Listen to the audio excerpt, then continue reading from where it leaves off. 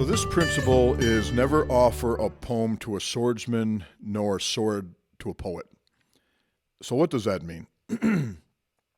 For me, the way that I understood martial arts was it spoke to me on a lot of different levels. One, physically, it spoke to me physically.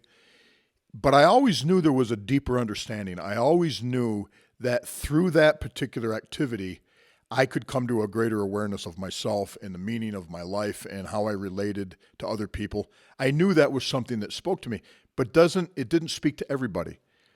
For a lot of people, the idea of I can remember a lot of people saying to me, I just don't want to be rolling around with another dude, man. That's nothing that interests me. I don't want to get on that mat and do that. And I don't like the idea of people sweating on me. And I sure don't like the idea of being punched and kicked and all of it's nothing I have any interest in.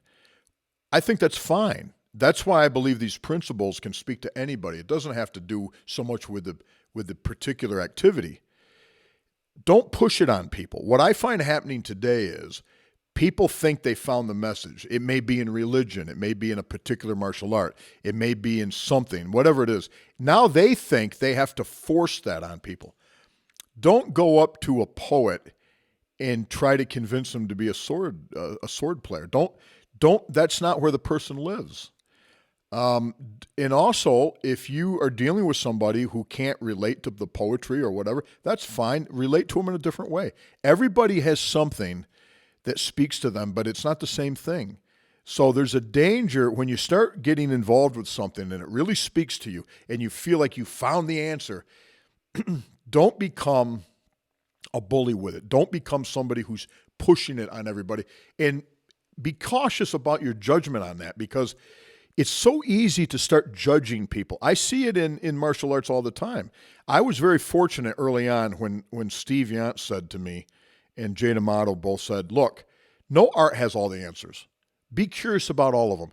Explore everything. Every art will have some value to you and keep looking for it. And if it's not, as an example, I remember I was training with some guys that were fantastic kickers. I mean, these guys could kick. One guy in particular, he could literally kick your head off. He was so fast but I realized pretty early on that was never going to be my thing. I wasn't built for it. I wasn't flexible enough.